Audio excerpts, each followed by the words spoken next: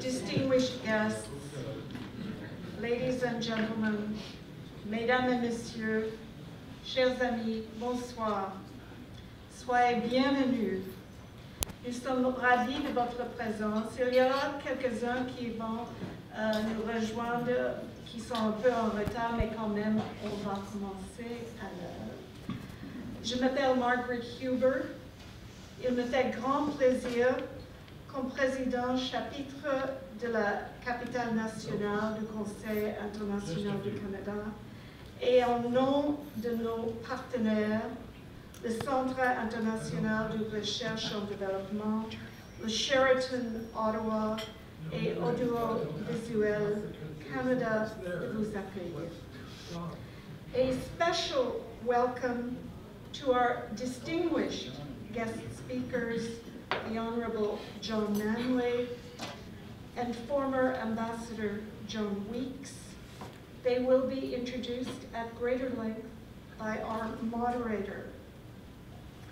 For those of you who have not yet had a chance to read the online description in our event announcement, tonight's talk will be moderated by my distinguished colleague, Margaret McQuaig-Johnston, a member of the board of CIC's National Capital Branch.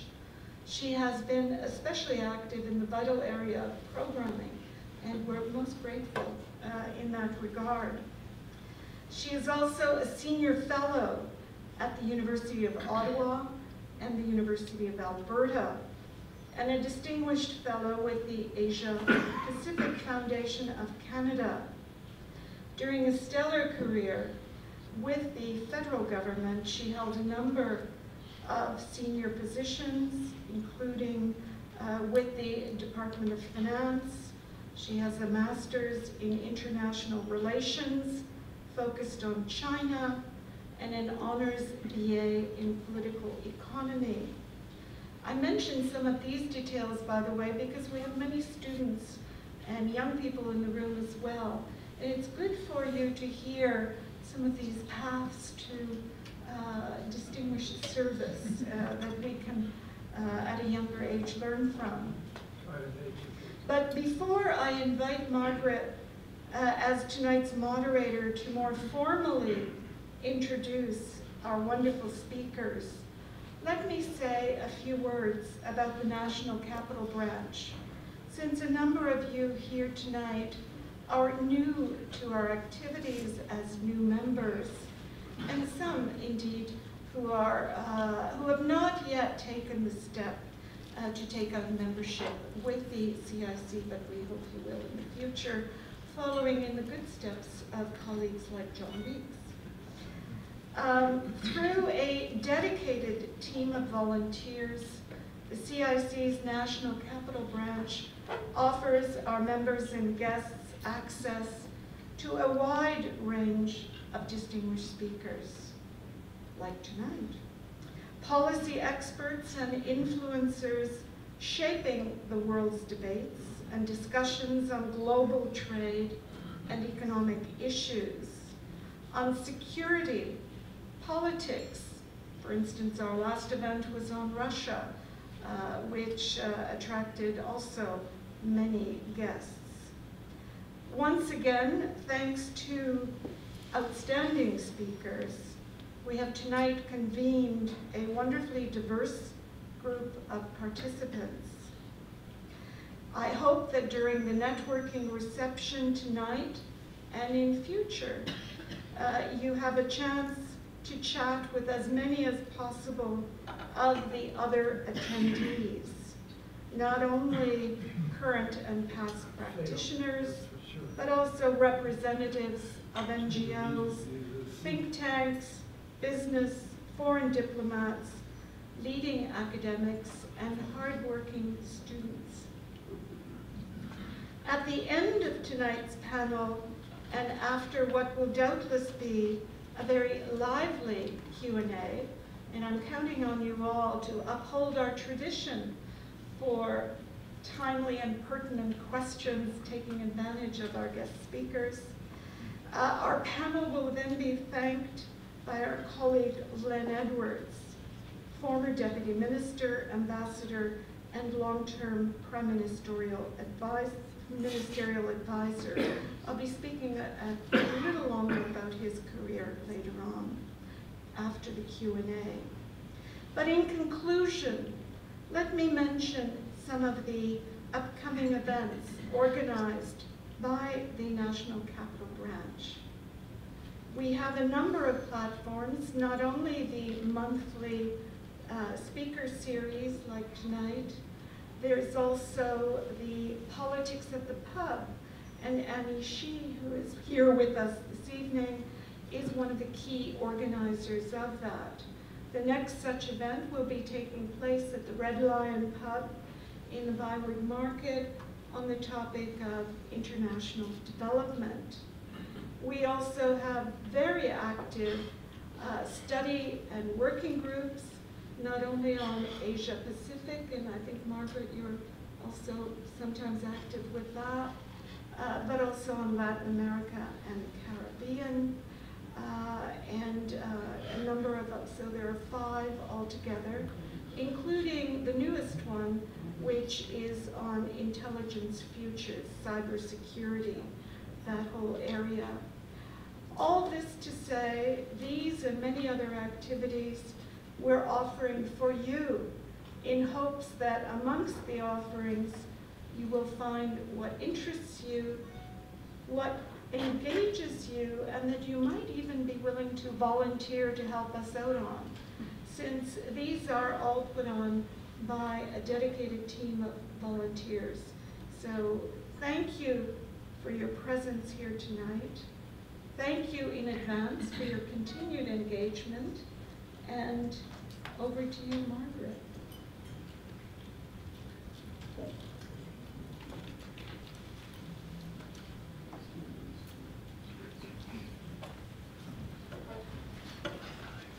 Thanks very much, Margaret. I'm very pleased to have been invited to chair the armchair discussion this evening with John Manley and John Weeks, both of whom have extensive experience and engagement in Canadian trade issues. And there's hardly a topic more important today in Canada than our trade agenda with other nations. And we have numerous trade agreements all in play at the same time. Fortunately, we have 2 guests this evening who can help us understand the subtleties of the negotiations and positioning that face our country at this pivotal time. It's a personal pleasure for me to welcome and introduce John Manley, for whom I worked as a senior official when he was Minister of Industry and Minister of Finance. Having served 12 ministers and 3 prime ministers over my career, I can definitely say that he's one of the best, maybe the best. Don't tell all the others, please. Mr. Manley was also Deputy Prime Minister and Minister of Foreign Affairs in the Chrétien government, both portfolios in which he played a very important role in trade policy. Now, as President and Chief Executive Officer of the Business Council of Canada, he is focused in his present role on all manner of trade issues, advising government on the most effective trade policies for the country's economy. Mr. Manley also serves on numerous company boards, including as chair of the board of Canadian Imperial Bank of Commerce, as well as on not-for-profit boards such as Care Canada and Mars Discovery District. And he is also an officer of the Order of Canada, an honor which is very well deserved. Also this evening, we're pleased to have as a speaker one of our own members, John Weeks, who himself has been a major contributor to Canada's trade policies and trade agreements.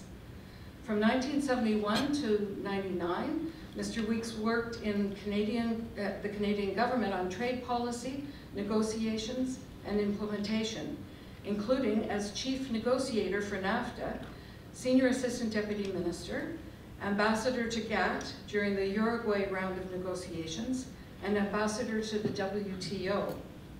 Since leaving government, Mr. Weeks has worked with APCO's worldwide global trade practice, the American law firm Sidley Austin, the Washington-based Cordell Hull Institute, and in 2016, he became a commissioner of the London-based Legatum Institute Special Trade Commission, which was set up in the aftermath of the Brexit vote to present independent, nonpartisan advice on the many trade negotiations which the UK will need to undertake. Since 2010, John has been a senior business advisor at the law firm Bennett Jones. So please join me in welcoming John Manley and John Weeks.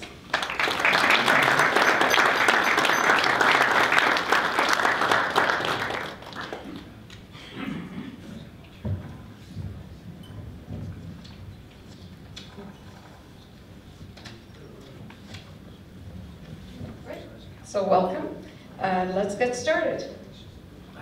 I've got... You're my favorite official as well, don't tell any of the others. You got the food in the cabinet room changed to something much more healthy than when you were there. That was one of your principal accomplishments. How many of those buns can you eat with right. rubber meat stuck in between them? So, Minister Manley, I still think of him as Minister Manley. Canada's trade agenda has certainly become, had some bumps in the past couple of months, with countries upset with us for not signing on to the Trans-Pacific Partnership Agreement at the meeting of leaders in Vietnam. No announcement in Beijing of formal FTA negotiations with China, and ongoing NAFTA ups and downs. We all know that uncertainty is not good for business. It's since been announced, though, that there's agreement on a comprehensive and progressive agreement for TPP, with signing in a matter of weeks. And we're now more hopeful for NAFTA. So do you think we're getting our back on track on the trade front? Well, I hope so. I think the election of Donald Trump actually gave Canada a wonderful opportunity to wrap itself in the cloak of being the Western government that really promoted liberalized trade and open markets. Very much in our interest to do so, because we're a relatively small economy. We depend upon trade, we depend on access to markets, and it just gave us an opportunity to really resume the role that we often played in the past, and assert ourselves. And I hope that the government seizes that. I think in announcing CPTPP in Davos, the Prime Minister didn't quite go that far, but he certainly was positive about the fact that the agenda that he was promoting was something that was adopted by the TPP partners, and it gives us that foothold. But I think it's going to require a lot of work. It's going to require some very hard choices, on which I know we're going to get to in the course of the discussion tonight, about some industries that we like to protect, and it's going to need us to identify willing partners that we can engage with. John Weeks, how do you feel? You're a practitioner from the front lines of trade negotiations. Are you feeling a little better about where we're at now? Well, a little better than when we walked away from the table in Da Nang. But I think I would subscribe to what John Manley has just said. I think, in addition, that when you think about where we were on the Trans-Pacific Partnership, to dwell on that for a moment, when President Trump withdrew from it almost exactly a year ago, everybody thought it was dead. And it was really because of Japanese leadership, I think, that it came back to life again.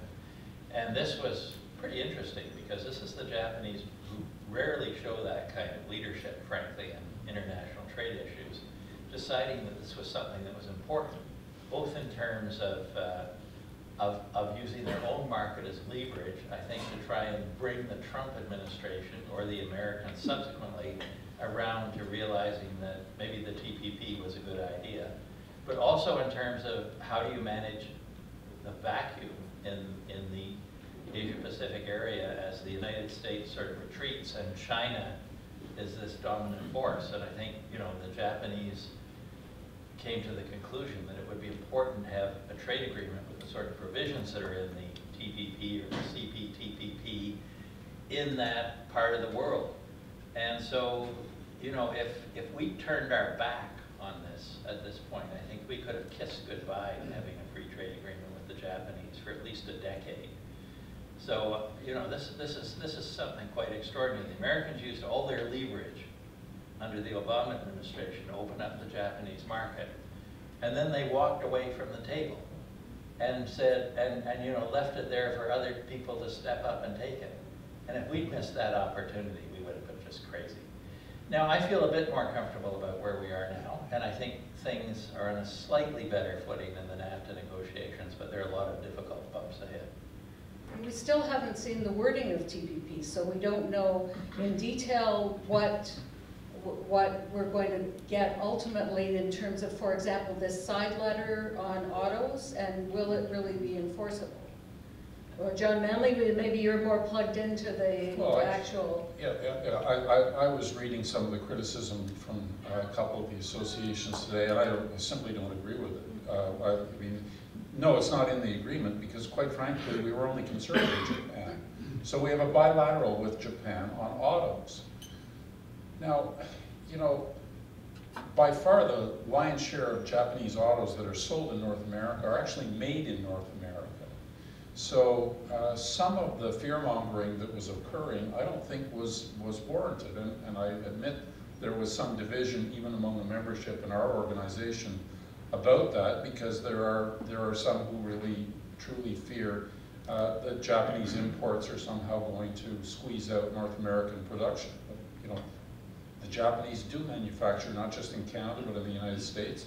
When we entered into a similar agreement with Korea a couple of years ago, we had similar forecasts. And in fact, after the Korean agreement came into effect, the sales of Korean vehicles actually ticked down a little bit in the year following, because truthfully, the tariff level is easily less than the amount that the exchange rate will change in a day. So when people are making a major purchase like an automobile, they're looking at other things rather than just the sticker price per se. They'll be in a range of vehicles. So I expect that as a bilateral agreement, the side agreement will be entirely binding.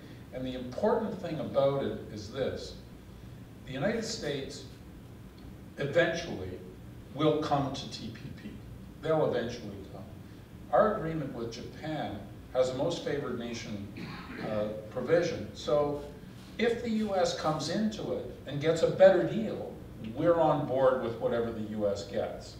And I think that's an important aspect of this that hasn't been widely discussed. So what did happen in Vietnam then, where we heard that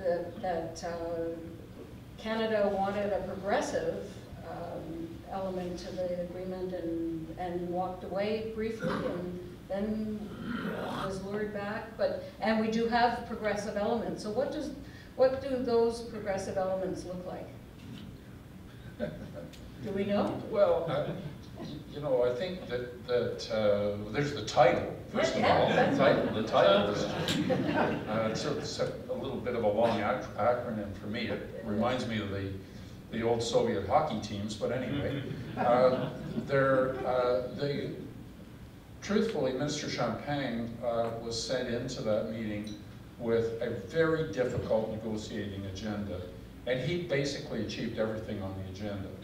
Now, what's been added, I think that you could say the side agreement on autos has been added. And as I say, what I think is most important about that is the most favored nation provision in it.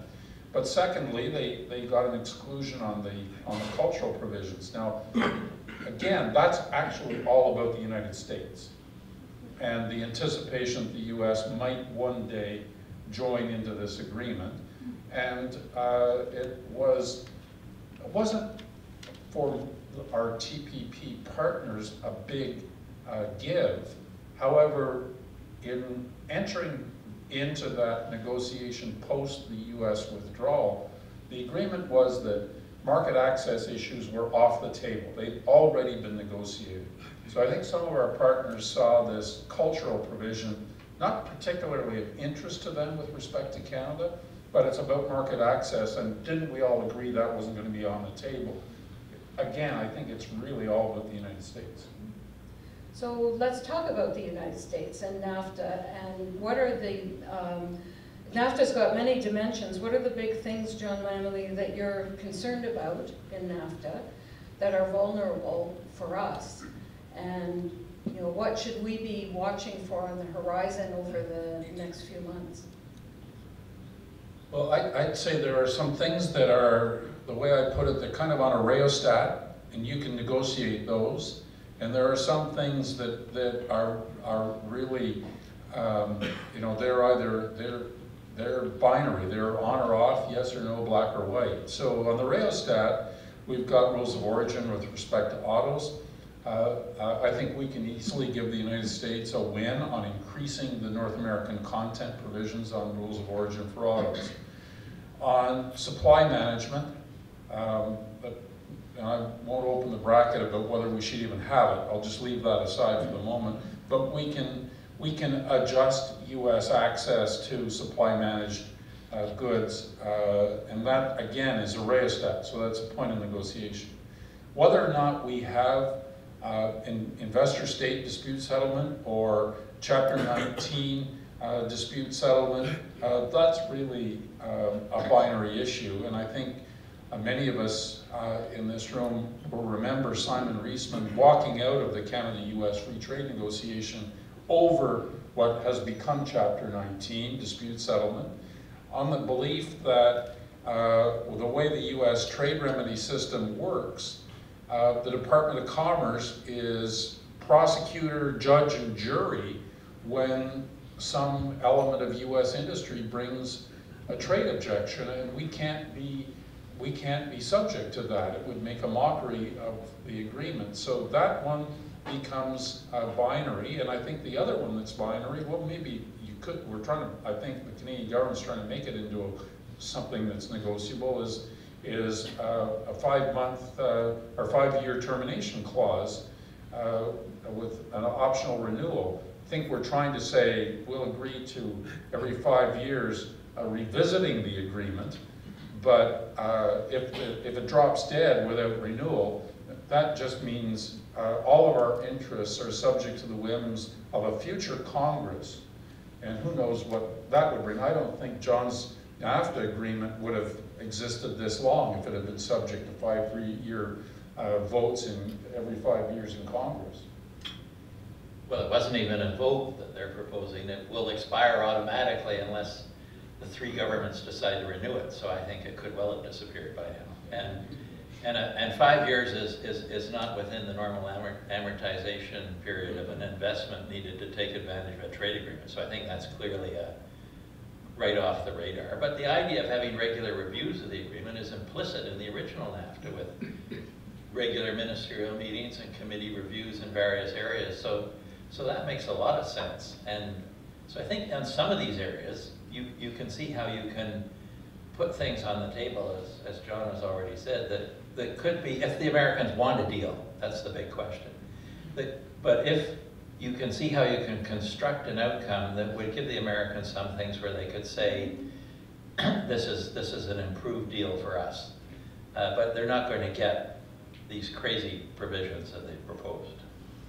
Well, in fact, President Trump, who's a major decision maker on whether this thing flies or not, is going to have a way of declaring success and declaring victory in the trade negotiations. What do you think that would look like, John Manley, in terms of what he could point to that, I hesitate to say is base, but the people who he needs to keep happy and comfortable with a trade deal, he would feel comfortable that he had success and his negotiators had success? Reading the mind of Donald Trump is not something to which I either claim the ability nor to which I aspire. In fact, I've concluded that the best way for us all to deal with the president is to turn off our hearing aids and just keep our heads down, do our work.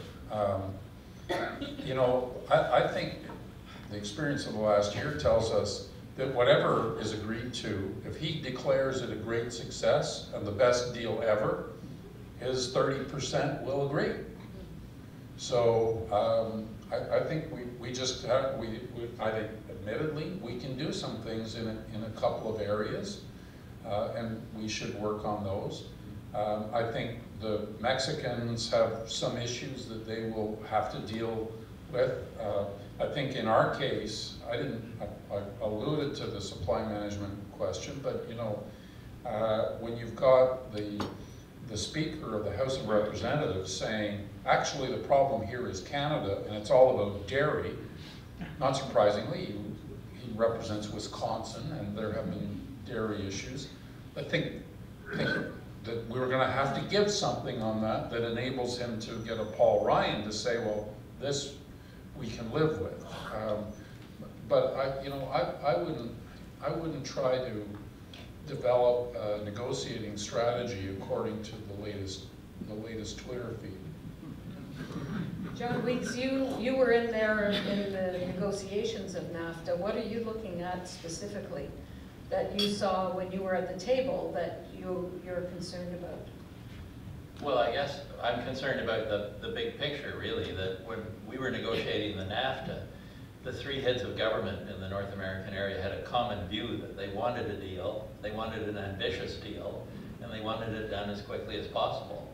We completed the NAFTA negotiations in 14 months, which I like to tell people in the Brexit context that it's not the complexity of a trade negotiation that determines how long it takes, but whether you've got the will to get it done or not.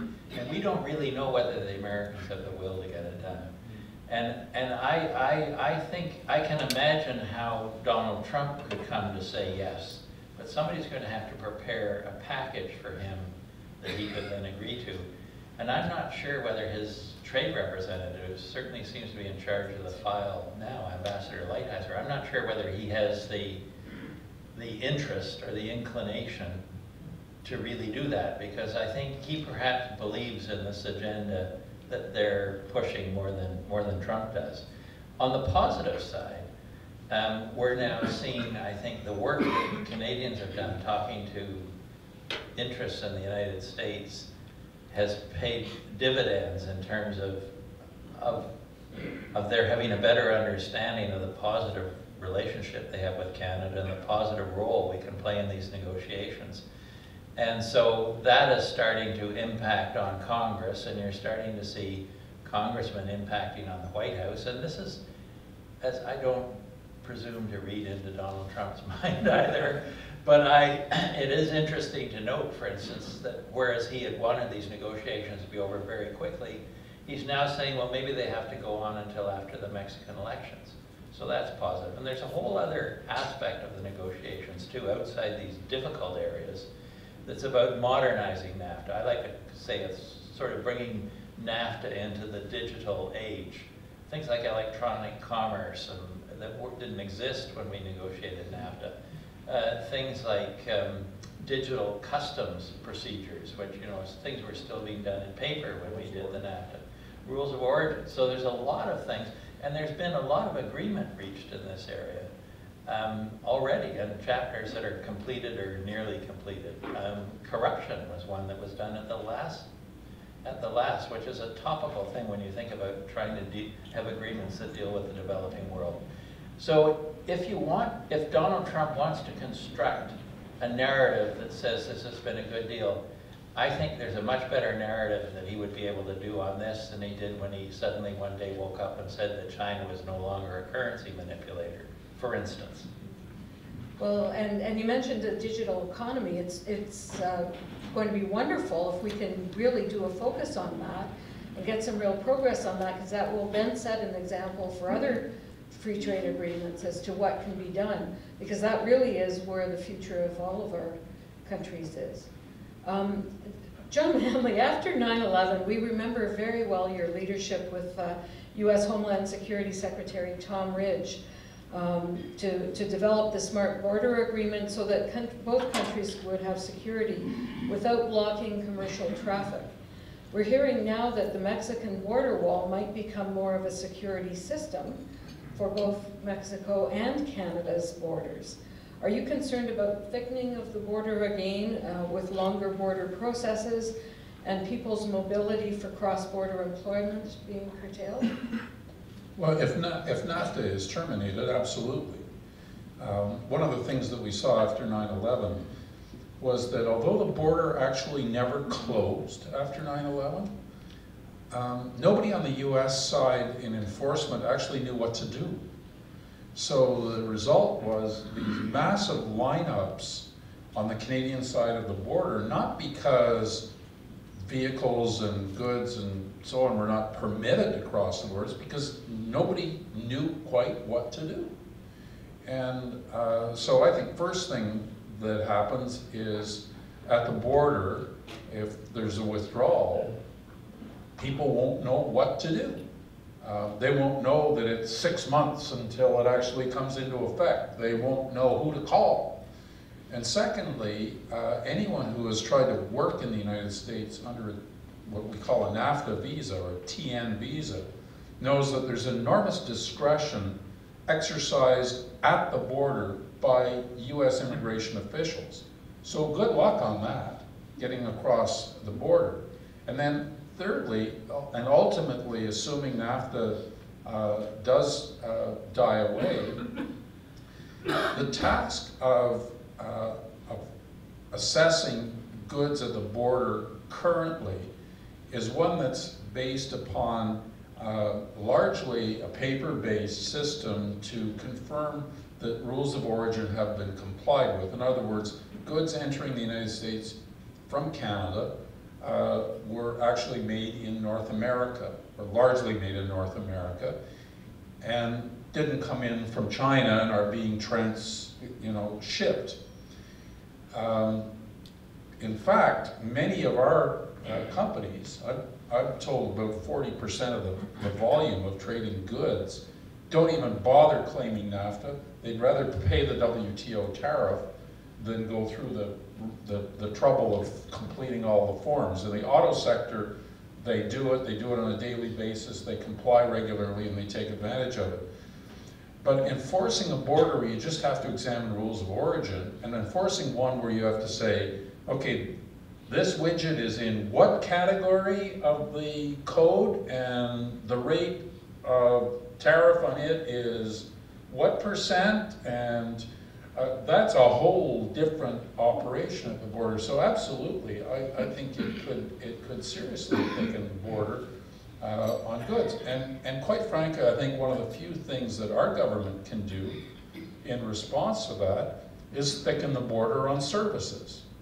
Because the US has a big trade surplus with Canada on surpluses, and we've been debating who has a surplus with whom. And I think that when you take in services, you find out that it's pretty much even. But if you just take goods, well, then Canada maybe has a small surplus. That includes energy, which John will remember the US really wanted. But if we say, well, we're going to actually impose the HST on all services being rendered by US firms to Canadian consumers, actually that's a pretty stiff tax. Netflix, for getting your services provided to Canadian consumers. And I throw in Netflix because it's kind of controversial, but there's lots of other services being supplied cross-border, digitally and otherwise, that could be subject to an HST. Right. And you talked about how things are looking up in Washington for progress on NAFTA. Is part of this because major corporations, your counterparts, are getting more engaged and talking to the administration about how this is important to them to get it done and get it done right? Well, the big reason is because the US agricultural sector has become very engaged. And they're not just engaged on NAFTA because where they sell lots of corn to Mexico, but they're starting to pay attention to some of the rhetoric around China as well. By the way, they ship a lot to China, and China are very good at non-tariff barriers. Stuff can wait a long time to get inspected at a port going into China. So the US ag sector is looking at that. They're concerned that Canadian producers, especially meat and pork, have access to Japan, which they don't have on a duty-free basis. When they got Korea before we did, it was our agricultural suppliers that that suffered under that. So the ag factor is big. But in addition, a lot of our counterparts in the large business community basically did not engage on NAFTA until the tax reform package was through. On their scale of priorities, getting the big reduction in corporate income tax rates, statutory rates, together with the immediate write-off of capital expenditures in most categories was a big, big bonus to them. And now that that is done and passed and into law, now they're starting to increasingly turn their attention to the disruption that NAFTA would cause. So that will also be helpful, I believe. Good. We've heard that, John Manley, that there were to be progressive elements in the FTA negotiations with China, that's what one of the things that was discussed at the December meetings, but that they didn't land well in Beijing. Can you say something about what these progressive elements are and how they would be expressed in an FTA? Is it labor standards or environmental standards or what? And if China won't see them as part of an FTA, are there other ways to meet the same kind of progressive objectives? I think Ambassador Weeks should take that one. You know, I mean, it's always a problem, John, I think, where you draw the line between what are trade issues and what are domestic policy issues. And everybody is precious about their own sovereignty and are inclined to say, I'll submit to certain disciplines around trade, but some of what you're asking for is domestic policy. And I think that's how the Chinese interpreted what was proposed. And Canada's not that big. I mean, it's big geographically, but when we think about it, I mean, our population is kind of a mid-sized city in China, and strangely, they don't like us telling them what their domestic policies should be. So I think on some of these things, it's going to take some very careful nuancing in order to get there. I think there are other avenues. The ILO is an example on labor standards. There are other principles in international trade, but I think we have to be careful dealing with China to be appropriately respectful.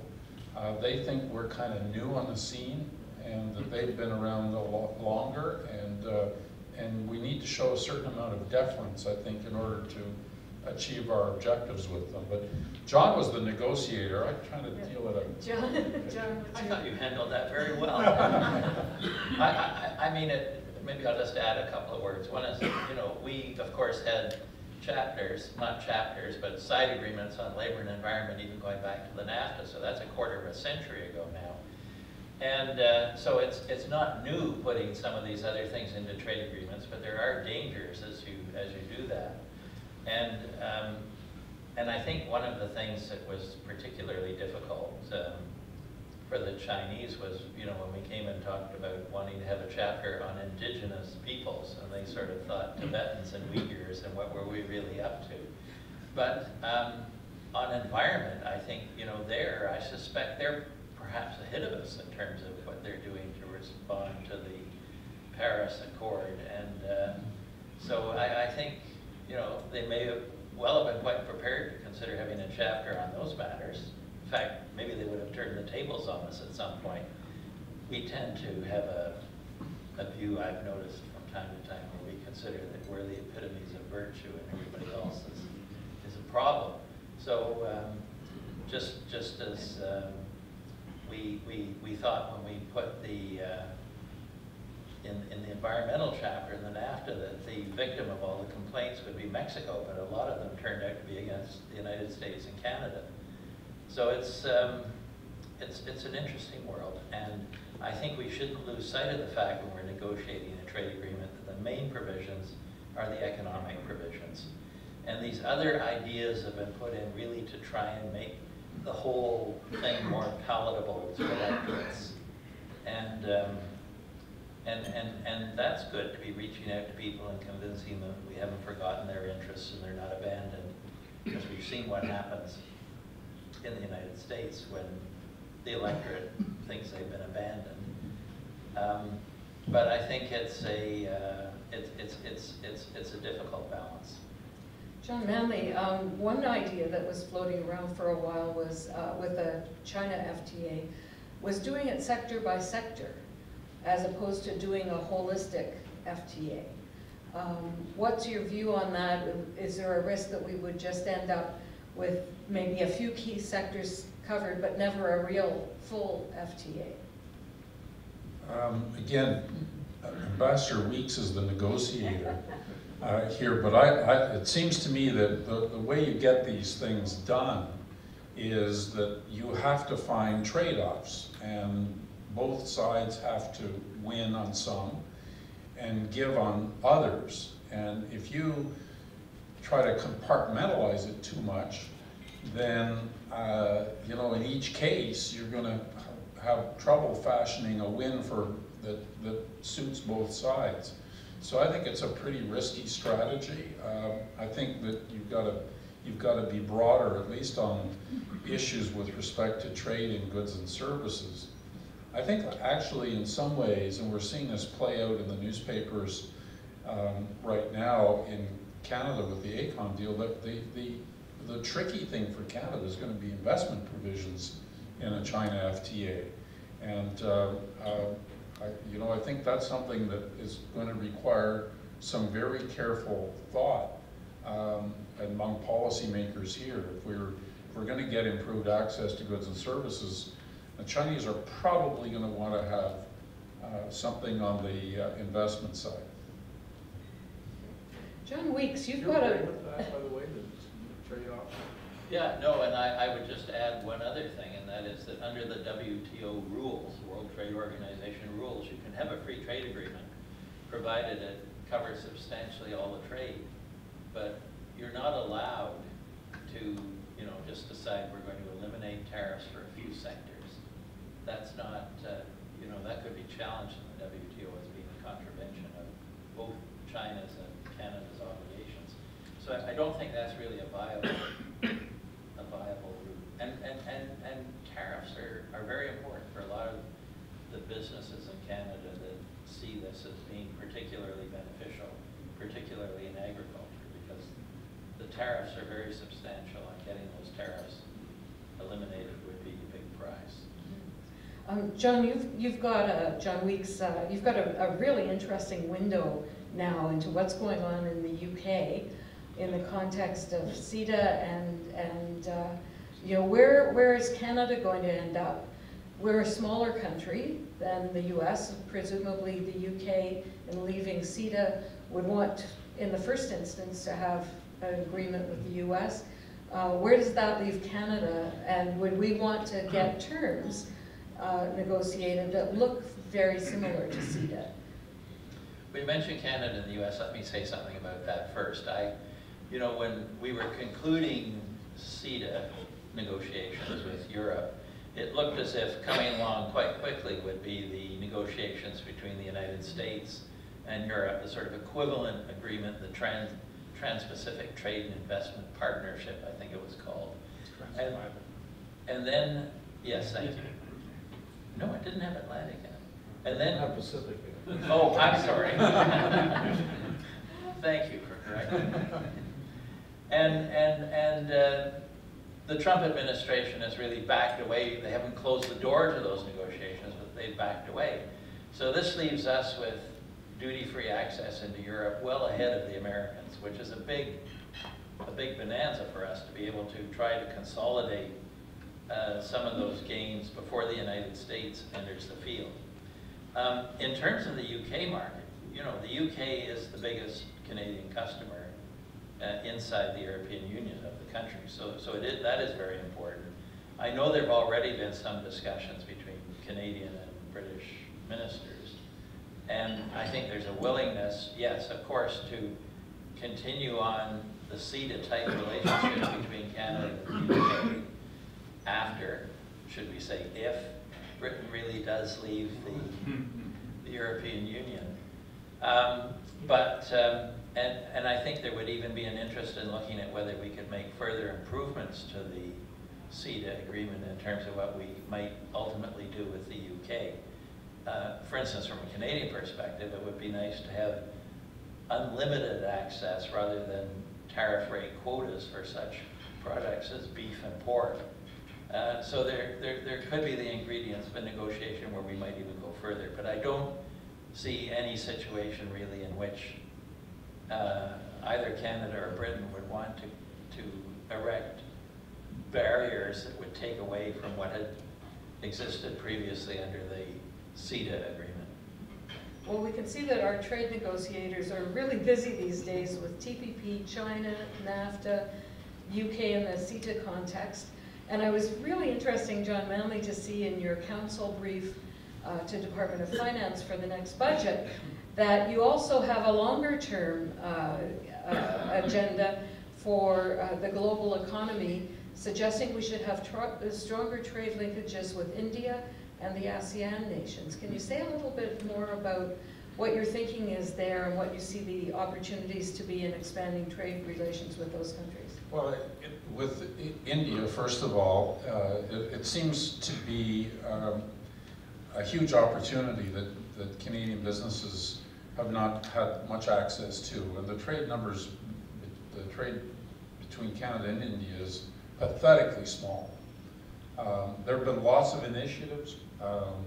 Prime Minister Singh was received by Prime Minister Harper, an official visit. They pledged to increase trade.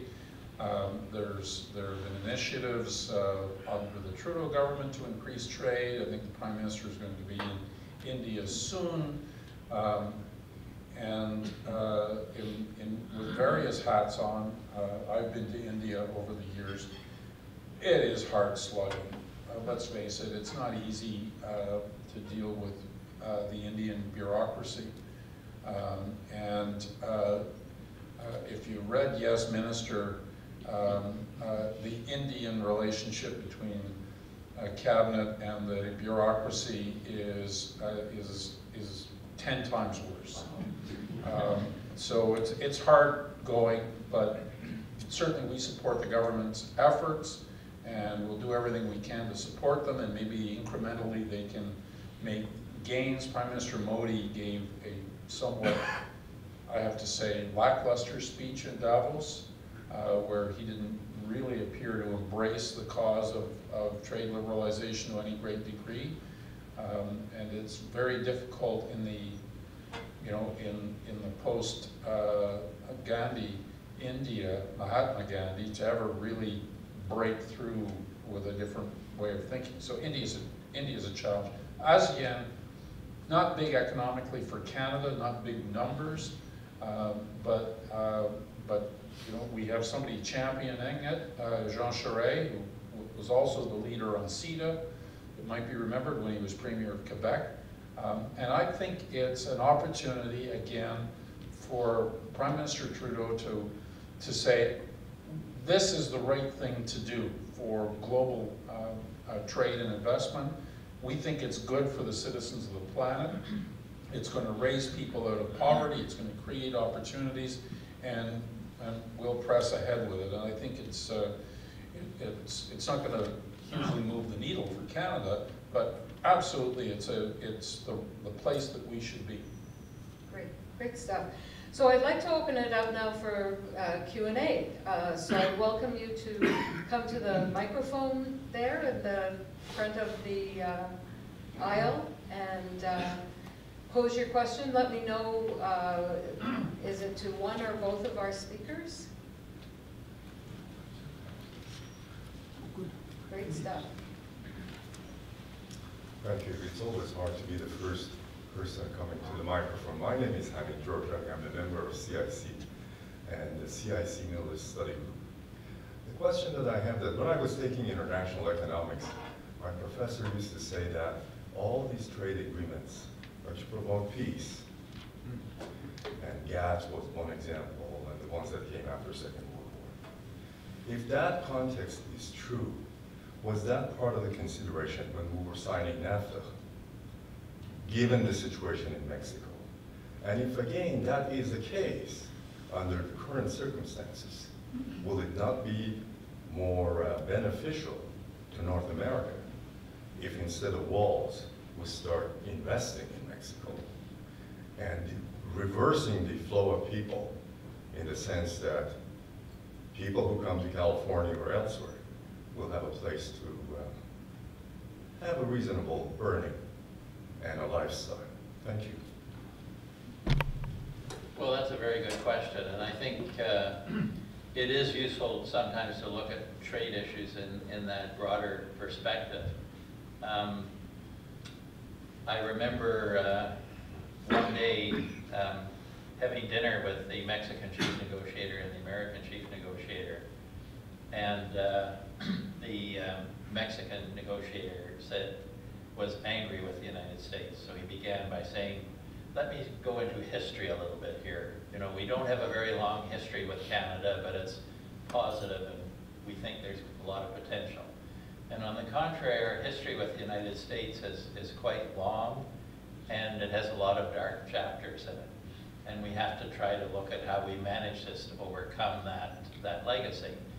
And I think it's fair to say that the NAFTA, although it wasn't about the broader aspects of the relationship between the United States and Mexico, I think it did have quite a profound effect on that relationship, well beyond the trade area. And I think a lot of the cooperation we're seeing now between the United States and Mexico in areas like drug enforcement, and even now increased elements of military cooperation on some matters, which would have been unthinkable earlier on, is there partly because of the NAFTA. I think also the rule of law in Mexico and democracy actually was strengthened by the NAFTA. So yes, I think in that sense that trade agreements really do have an effect that goes beyond the trade and economic sphere. I totally agree with that, and just to underscore the point, I think President Bush Sr.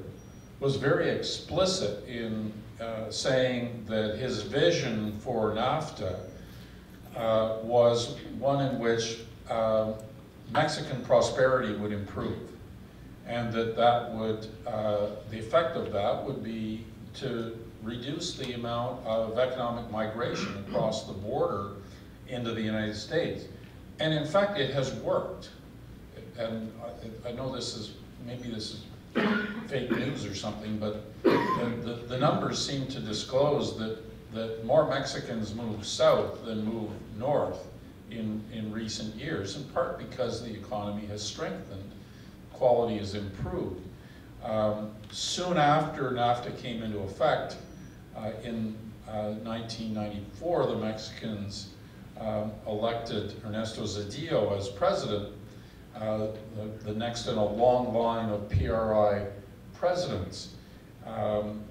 Mexican Constitution gives 6 years, and following his term, in a very close election, President Vicente Fox was elected from another party, the PAN party. The first time it hadn't been in over 40 years, I think.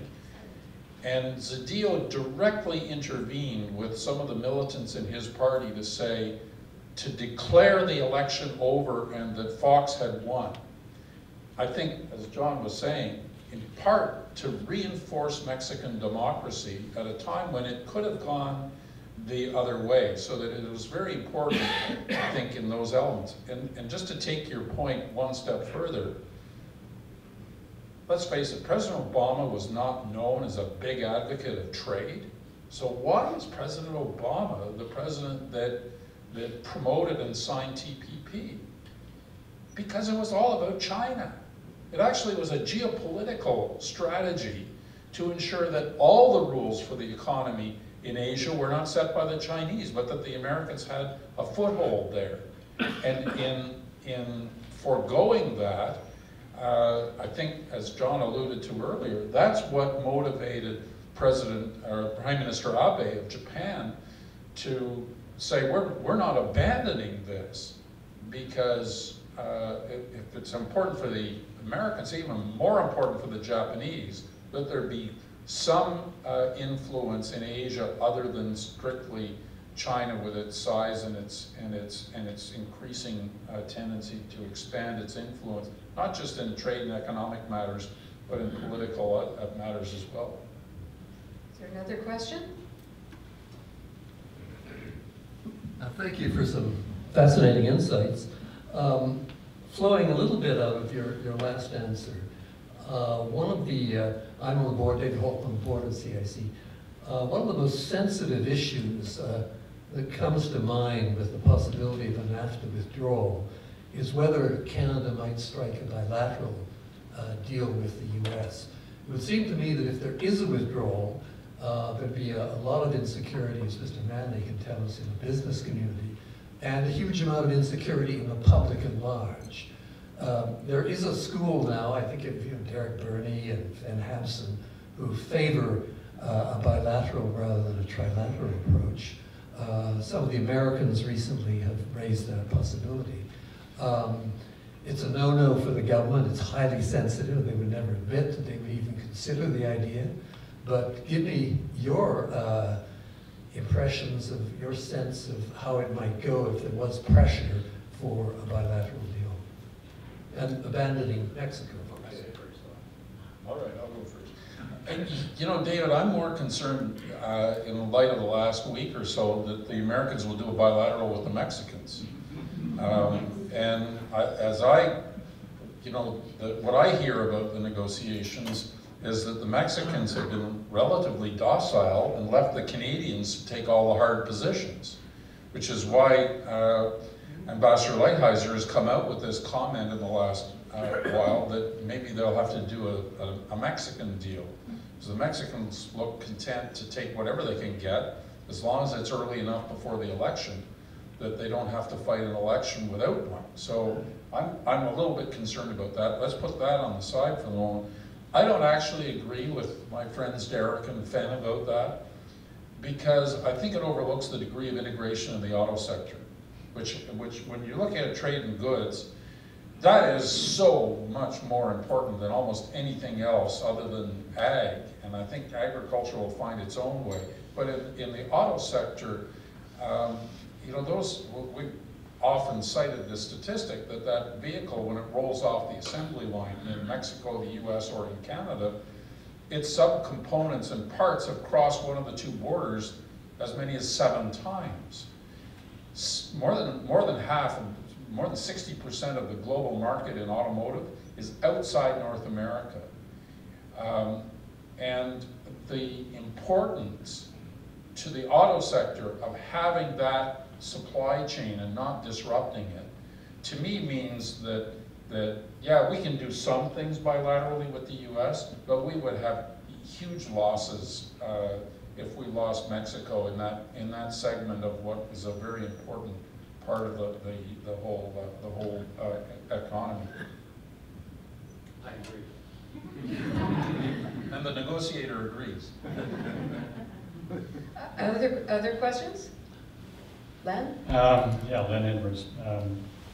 You know, it's interesting, when we were all in government those many years ago, discussions like this would probably have started with another institution entirely, and that's the WTO. And yet the conversation now is all about bilateral agreements, and I remember back then, of course, there was the argument between the bilateral people and the multilateral people, which was better, and in fact, the whole idea of substantially all trade was intended to ensure that bilateral agreements had a certain discipline under the WTO and the gap before it. So what's the WTO now going to do? Where does it play in Canadian trade policy? I think John Weeks, I'm asking this question more of you because you've been the ambassador there, but Mr. Manley I'm sure has views. But I'm just kind of curious, you've given such a nice broad treatment to all the other bilateral, but there's been no mention of the WTO. Is there a future there? Well, I started drafting some notes for an article I agreed to write, and when I got to listing trade agreements, the first one I put down was WTO, so you'll be. But I think, obviously the WTO is in a bit of a difficult situation these days, and but I still think it's a very important institution. It really does underpin the global trading system. It is the key template really for a lot of the elements of what goes on in bilateral trade relations. For instance, in the agreement on technical barriers to trade and sanitary and phytosanitary regulations, things that sort of put people to sleep when you hear terms like that, but these are very important non-tariff barrier areas. And essentially it's the WTO provisions that are replicated in all these free trade agreements, maybe with some relatively minor additions. The WTO dispute settlement system is very important. In fact, that really is the principal when there's a dispute over the interpretations of the trade agreement provisions. Most of the key provisions in the WTO are replicated in the NAFTA. So in Canada, US disputes, almost all of them have been litigated in the WTO rather than in the NAFTA context, because that system is more articulated and more effective in the way it works. That having been said, the Americans are having a bit of a go at seeing whether they can throw a few spikes in how that operates as well. So there are broader concerns there. But I quite frankly think that in some ways that when we get out of this period we're going through now, that it may be kind of cathartic in making people realize how important some of these institutions are. You see this going on somewhat in the United States now. And I think that the WTO will make a bit of a comeback. I don't expect there'll be a major negotiation in the WTO anytime in the next 5 years, but I think the odds would get a lot greater for that happening if we moved out 10 years. I think in a way, it really is the right place to be thinking about what sort of trade rules do we really need for the 21st century. And frankly, we've done some thinking in terms of TPP and CETA, but the last time there was really a major international effort at thinking about these matters was in the early 1980s, in the run-up to the Uruguay round of GATT negotiations that led to the formation of the WTO. That's when in the OECD and the UNCTAD and the business community and in the GATT, there was a lot of thinking about, for instance, maybe services are sufficiently important. We should look at how do we integrate those into the trade rules. And what about investment? And what about intellectual property? You can have different views on whether bringing all of these elements in has been progress, but it's transformed the system. And I think in a way we need to go through a similar exercise, maybe starting soon to make that happen in the future in terms of updating to what we really need for the next 40 years. I find it kind of remarkable when you think about this, because we started the agenda for sort of this modern series of trade agreements, including the WTO, in about 1980, and that is now 40 years ago. So when you think about the seeds we start planting today, we should be thinking of them in that kind of time frame. Now, it's hard to get most governments to think in a 40-year time horizon, but you can interest them in I think, in addressing some of the issues that are looming and could become important in the period ahead. And a minister can take that on and do some things, meet with colleagues and have things happen and talk about it and move in a certain direction. And so that can yield some political benefits. Reaping the harvest, though, may take some time. So I agree with all of that. I'll add one forecast, which is that as in other aspects of geopolitics, the Chinese will not tolerate the vacuum left by the US, and they will ensure that the WTO continues to move forward. They will ensure that its dispute resolution panels are funded, even if the Americans don't. And I think that that this cession of leadership by the United States is going to have negative and lasting implications. Yes, another question. Yeah, George Jacoby, also a retiree, and I went through some of this on the investment side, sort of from FIRA to Investment Canada, from the National Energy Program, and exceptions to national treatment and right of establishment to the one case that did go to the GATT, the trade-related trade-related investment measures that FIRA was forced to stop enforcing. And over that time, of course, the Canadian concept was always significant benefit or net benefit, economic benefit. That's how we tried to defend some of our policies. The United States was always talking about national security. Now in the current period, we've evolved to this point where national security seems to be looming large in Canadian investment decisions. And we're only now developing a policy on it. So I'm wondering what you think about factoring national security into our policies, whether you think, for instance, the AECON case should go forward or should it be refused, whether the NORSAT case was wise or not. And a secondary question might be whether you think there's anything left to do on the investment side in the context of these multilateral and international agreements. So have we covered most of the restrictions and exceptions and principles? I guess that comes to me. I approved everything that came to me under Investment Canada. My view was that there were many things Canada needed to worry about, but too much foreign investment probably wasn't high on that list. But I think national security, particularly in a digital age, creates a whole different set of circumstances that need to be examined in that light. And very different from the examination of the refusal of the Harper government, for example, to allow the acquisition of Potash Corporation. I understand why that had political sensitivity, but to me, an asset that is in the ground in Canada, that has to be removed by physical labor or machinery from where it's situated in Canada and shipped on Canadian rail cars or trucks is not something that I would worry too much about in terms of foreign acquisition. We tax it, we regulate its removal, all of those things.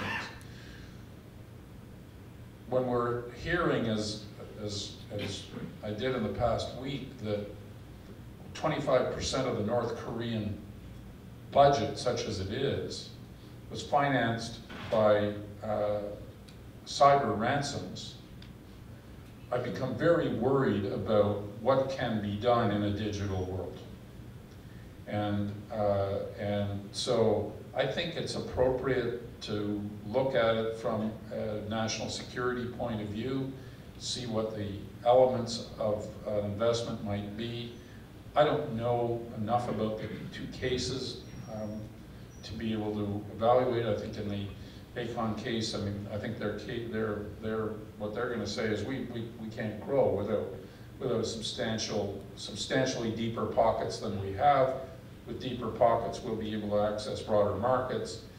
They're in an industry which requires deep capital capacity in order to expand, and this will ultimately be good for us. I don't know what their exposures are, what the issues are that the government wants to look at, but I don't disagree with them having a look. I think if there's going to be a problem in this area, we'll see it emerge in the negotiations with the Chinese, but we're going to have to be a little bit more transparent about what it is that we're looking for and what the criteria are that we're evaluating. Admittedly, we were always a bit fuzzy on the net benefit test.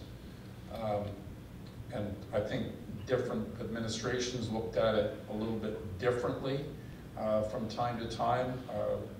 I certainly used it as a tool to try to extract concessions from investors without ever saying no. They would commit to various forms of arrangement, keeping jobs in Canada, R&D in Canada, adding R&D to Canada. Sometimes putting a director on the international board so that I felt that Canadian interests were looked after. But national security is a whole different dimension, and one of the loopholes that of course emerged was where we set thresholds on the size of investments. So it had to be pretty big investments that fell under the review. it meant that you could have a national security issue on a smaller company that was not reviewed. And I think that was wrong. I think that we actually do need that power, and most governments are going to be claiming it. And certainly, when we look at the Chinese, we're going to be looking for a degree of reciprocity, or whatever it is that they want. The Chinese ambassador spoke at a briefing last week and took great umbrage at the media coverage and what he thought was the attitude of Canadians towards state-owned enterprises and their investment in Canada, and said that the attitude seems to be that they're evil. I'm not sure that most Canadians would go that far, but what's your view? Is it different depending on whether it's a private company or a state-owned enterprise, and how do we interpret that? Well, I think it's this is another area where, of course, in the Trans-Pacific Partnership and now the CPTPP, there are provisions on state-owned enterprises, setting out really embryonic rules that would sort of try to ensure that they operate in a way that reflects commercial considerations. And I think there are some legitimate concerns here. You know, that a corporation that's, we know they're in the we try to make a profit business, but at least you know sort of where they're coming from that perspective. And yet a corporation that is basically, in the final analysis, owned by a state government that's one of the major states in the world, that can create quite a different dynamic. So I think, without saying they're evil, it's a different kind of animal, and we perhaps need to be looking at different tools for how we manage the provisions of a foreign investment agreement that deal with this. My experience is a bit different from John Manley's, Minister Manley, because I remember one of my first exposures in this area was I was asked to defend FIRA, the Foreign Investment Review Agency, and the gap, which involved having to go over regularly to see Herb Gray, who was then the Minister of Industry, Trade and Commerce, to explain to him how we were doing this and so on. That was quite interesting. And then my career transitioned from that to being the negotiator for the NAFTA, where I brought you an investment agreement inside the NAFTA, including provisions on investor-state dispute settlement. So I've seen governments look at this matter from very different perspectives, and I think we need to be looking at the realities of what makes these things tick now. And I agree with what John Manley said a few minutes ago as well. Well, we don't even, in the Business Council of Canada, we don't admit crown corporations. No.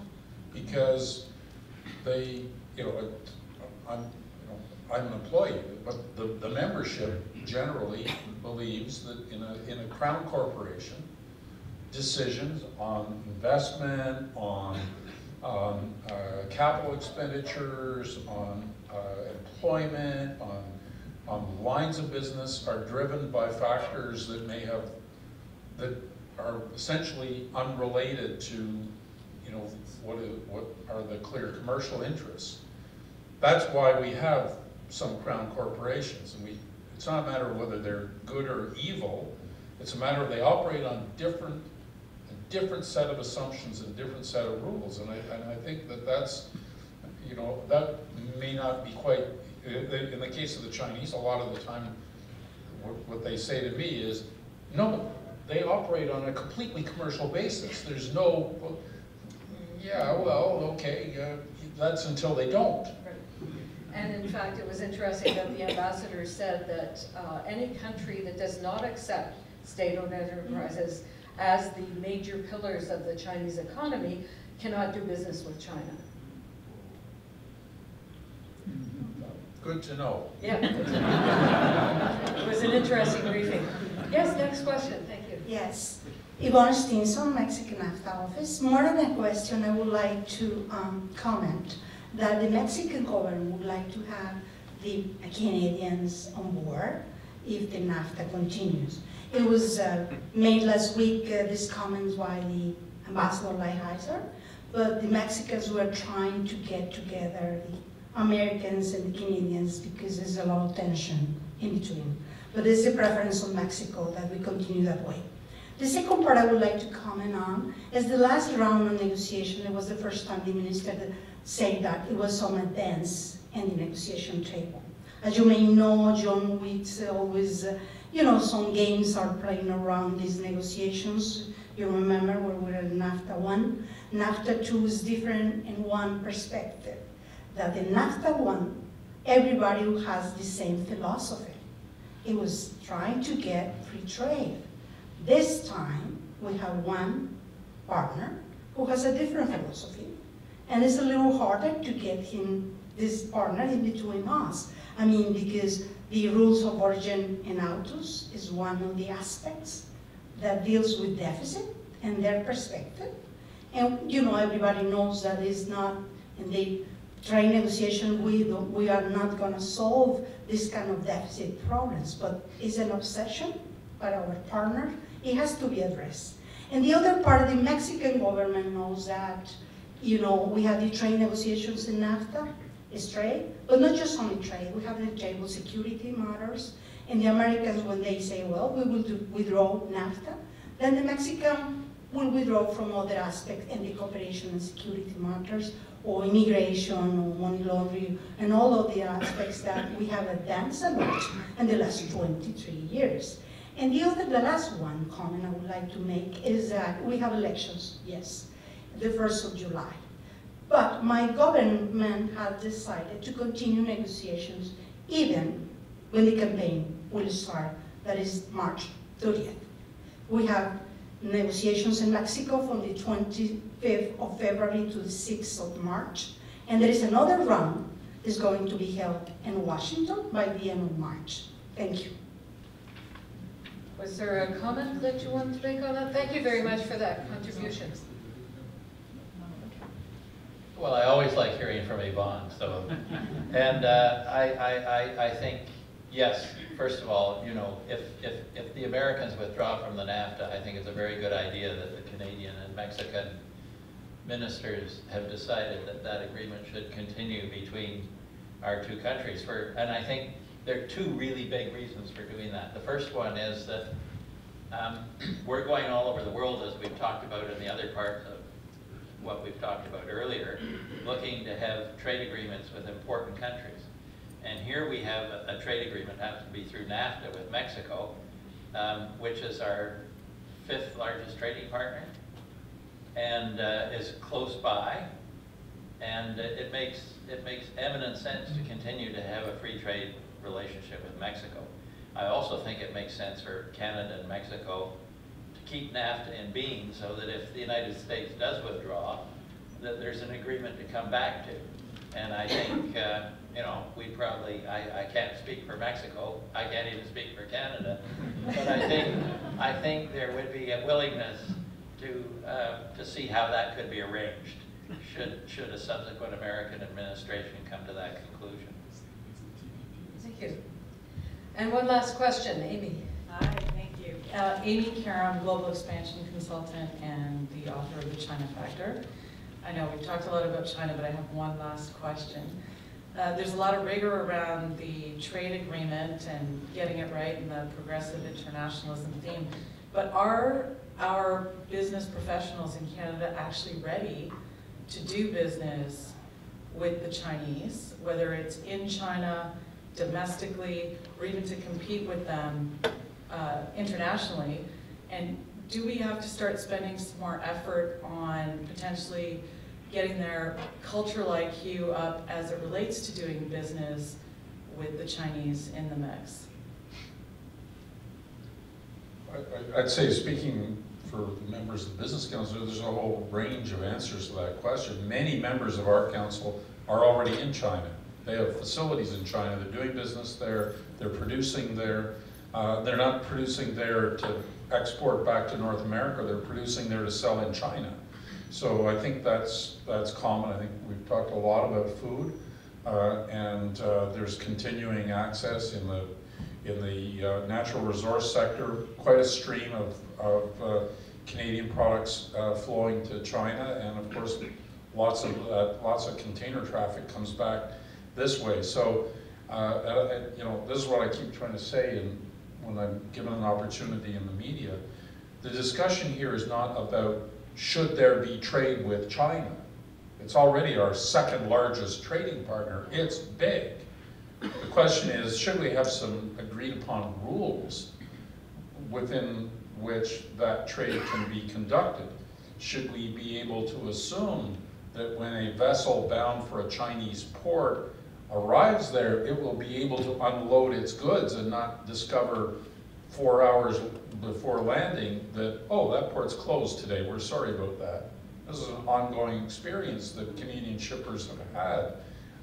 So non-tariff barriers are real for Canadians doing business in China. So I'd say there's a large number of Canadian businesses that are not only ready, willing, and able, but are also already very well informed and understand both the cultural aspects and some of the oddities of doing business. Thank you, and thank you to John Manley and John Weeks, and I'm going to hand the podium over to Margaret Huber.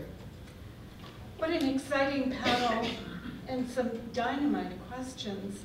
But we will look to Len Edwards for a much more erudite wrap up, and thank you on behalf of all our audience. For those of you the few in the room who may not know Len, he's certainly well qualified to fill this role, having served as ambassador in several of the Asian countries mentioned this evening, as well as in other parts of the world, other capitals, including Brussels, has served as our Associate Deputy Minister Political, our Deputy Minister for International Trade and Agriculture Deputy Minister. So Len, on our behalf, please try, it's an easy reach to improve on my commentary. Well, thank you, Margaret. You have given me a rather formidable task after a very interesting and I thought fulfilling for all of us presentation and discussion. You know, I think back, again, as I said in my question, when we were all in government and the kind of world we were living in then and how different it is now. A time when trade was not on, at least among the first issues that Canadians would delve into when they were reading their morning paper or when they were asked what are the issues that most concern you these days. It's hard now to find Canadians of any walk of life, and some are more informed than others, of course, that don't see the international trading system, and particularly now focused on our relationship with the United States, sort of in the forefront of their concerns and so forth. And it comes at a time as well when, and I think that our two guests have really set this up well, when the world has even become so much more complex and faces a number of challenges. Digitization has already been mentioned by Minister Manley. I too have trouble calling you anything but Minister Manley, Minister. But also the threat that's now being posed by protectionist forces around the world, and the whole challenge that the liberal international order is facing in terms of the survival of the institutions that have brought such great prosperity and also a lot of peace since the end of the Second World War. And the question around the WTO is partly intended to get at this whole thing. You covered NAFTA, you covered China, thanks to a very able coordinator, of course, Margaret. You asked every question, I think, from every conceivable point of view, and our two panelists, I think, delivered the goods handsomely. And at a time when there is so much conversation about the future of the trading system and our own national prosperity and ability to be a player internationally, I thought, Mr. Manley, your opening comment about the opportunity that it provides to Canadians and to Canada to be a leader internationally on the promotion of a free and open trading system was an important way to start this conversation. And I think the amount of interest in this room on these subjects, as I said, springs from the fact that it is such a on the far front of our thinking. I can't think of among the people that we need to listen to. You, Mr. Manley, and you, John Weeks, are two voices that I think Canadians need to hear. I always like to think at a certain age that having that vast experience that you both bring is a good thing for Canadians to have. And you've brought it to the forefront tonight. So thank you both for, it's been a terrific evening talking about the challenges that Canada faces on the international trading scene. Thank you.